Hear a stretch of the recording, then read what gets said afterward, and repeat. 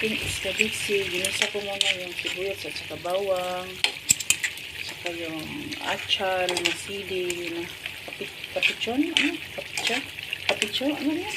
Yung sili na achal na malaki yan. Saka yung iskabitsi ko no.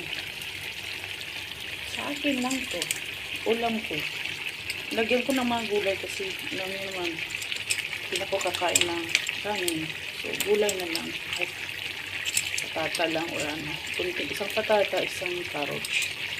So, ako guys, lagyan ko siya ng egg. Para sa akin kasi egg lang ako. Para may ano siya. Maraming sahog. Iskabitsi na may egg. Wow. Yan ang ulam ko.